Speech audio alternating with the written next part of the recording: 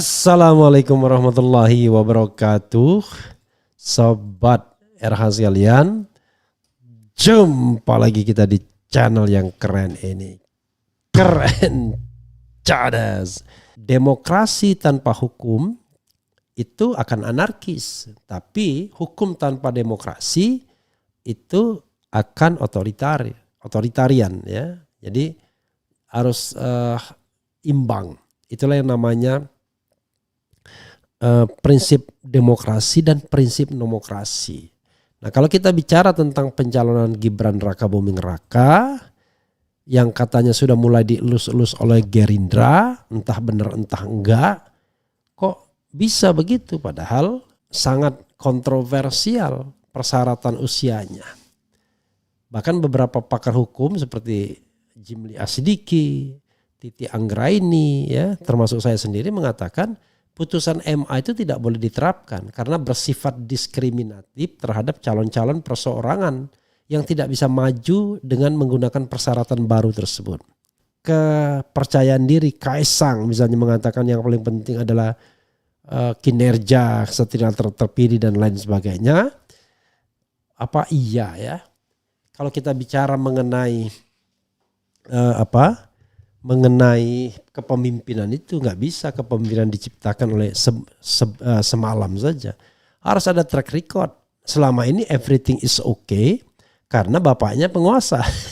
Nanti ketika bapaknya tidak lagi penguasa, nah baru sadar dia hidup tidak semudah itu, ya kan?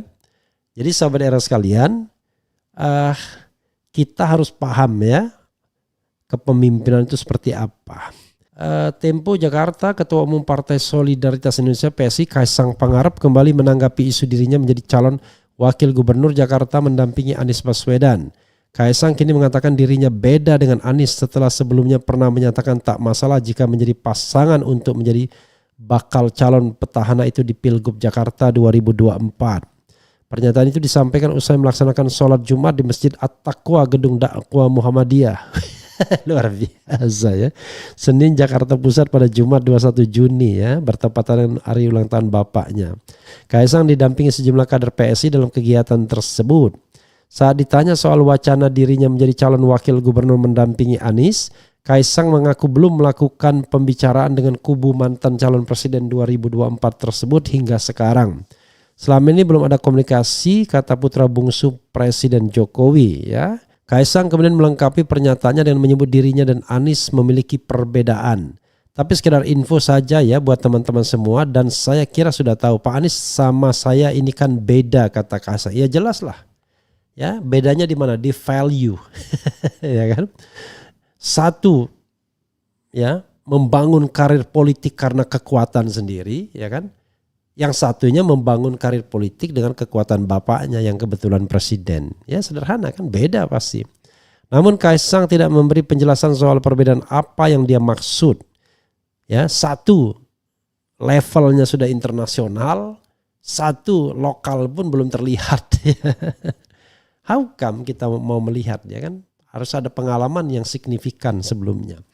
Kaesang langsung mengakhiri sesi wawancara cegat seusai mengatakan dirinya beda dengan Anies.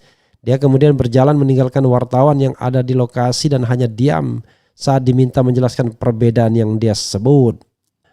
Kaesang sempat menjelaskan alasan dia dan para kader PSI melaksanakan sholat Jumat dan makan siang di Masjid Gedung Dakwah Muhammadiyah DKI Jakarta. Ya ini kan kebetulan saya juga kenal sama Ketua IMM Ikatan Mahasiswa Muhammadiyah yang ada di Jakarta juga, Mas Ari. Ini ada mantan ketum IMM. Kemarin ada yang masuk PSI juga mantan ketum IMM, ujar Kaesang. Luar biasa ya. Dia mengatakan sempat membahas soal politik dengan para kader yang menyertainya dalam kegiatan siang hari ini. Ya biasalah, seminggu sekali kalau bisa ketemu update saja soal perpolitikan di sini, ucap Kaesang. Akan tetapi Kaesang berujar pertemuannya dengan para kader PSI hari ini tidak membahas pilkada Jakarta. Itu nggak ada pembahasan tentang pilkada, nggak ada, kan kita yang membahas yang ringan-ringan saja, kata dia. Sebelumnya Kaesang sempat menyatakan jika dirinya dicalonkan di Pilgub Jakarta 2024, maka dia lebih condong memilih berpasangan dengan mantan Gubernur DKI Jakarta Anies Baswedan. Kalau misalnya melihat pengawasan, ya paling realistis melihat pengawasan ya. dengan Pak Anies, ucapnya di Masjid Al-Huda Cempaka Putih Jakarta Pusat. Ketika itu Kaisang juga menyebut dirinya suka menonton acara Desak Anies, yang itu program kampanye Anies Baswedan saat ikut berkompetisi di Pilpres 2024. Luar biasa. Jadi memang seperti kata Ges Khalifa ya, harus dibaca sebaliknya memang ya. Ya saudara sekalian, ya itulah politik ya. Karena itu dalam politik itu aliansi bisa berbeda, koalisi bisa berbeda, tapi value remains kalau orang mau pengen yang diperjuangkan value. Tapi kalau yang diperjuangkan sekedar kekuasaan, ya ambil kekuasaan itu. Makanya saya katakan, ya seumur hidup saya tidak akan pernah membiarkan kemenangan dengan membayar, kemenangan dengan gentong babi, kemenangan dengan bansos, kemenangan dengan uang berlipat-lipat. Apalagi praktek-praktek kolusi itu dilakukan oleh orang-orang yang mengaku cinta republik ini. Padahal tambang-tambang dikuasai semua.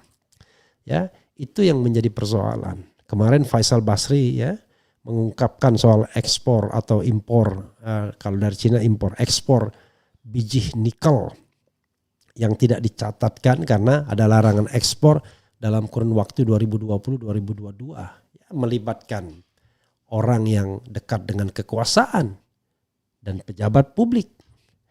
Jadi itu dugaannya ya. Jadi saudara sekalian, yang seperti ini memang bisa bikin kita mual setiap saat. Tetapi sekali lagi saya katakan, saya tidak berpretensi benar ya.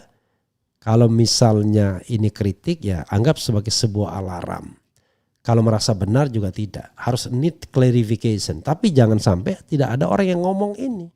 Sekolah everything is okay. Saya lihat misalnya podcast yang mencari, saya nggak pernah nyinyir, saya nggak pernah kritik, saya nggak pernah apa dan lain sebagainya. Saya cari solusi loh. Sebenarnya cara mencari solusi itu adalah dengan mengungkapkan akar masalahnya apa. Anda tidak bisa ya mencari solusi tanpa berani mengungkapkan akar masalahnya apa. Ya kan? Tiba-tiba kita ingin menyelesaikan semuanya. Padahal akar masalahnya kita tidak pernah mau berani ungkap. Bagaimana Anda bisa memberikan, ya kan, berharap ada demokratisasi ya di republik ini, terutama demokratisasi pemilihan, sementara aktor-aktor politiknya lebih percaya pada uang ketimbang katakanlah kinerja untuk mengeruk suara rakyat. Jangan-jangan bukan suara rakyat juga, suara yang diberikan oleh KPU dan lain sebagainya. Jadi tidak semudah itu ya mengatakan etos kerja. Tidak hanya elektabilitas dan popularitas, tapi etos kerja. Etos kerja itu beda lagi. Ya, untuk terpilih Anda butuh elektabilitas dan popularitas kalau seandainya, dan sebenarnya gini, intelektualitas harus tambahannya kan, itu untuk terpilih harusnya itu saja syaratnya. Tapi kan masalahnya Anda bicara tentang isi tas soalnya, dan isi tas atau duit lebih berpengaruh dalam hal seseorang terpilih. Itu soalnya sobat era sekalian ya. Itu saja sobat era sekalian ya, mudah-mudahan bermanfaat ya. Sekali lagi mudah-mudahan demokrasi kita tetap ada, roomnya tidak makin dipersempit ya, dan perbedaan pendapat tetap dihargai ya, kritik tetap dianggap sebagai bagian dari berdemokrasi. Karena biasanya hanya orang yang picik yang menolak kritik, dan hanya orang yang bermasalah yang takut buka-bukaan transparansi. Dan celakanya di republik ini orang yang berkuasa itu orang bermasalah semua rasanya.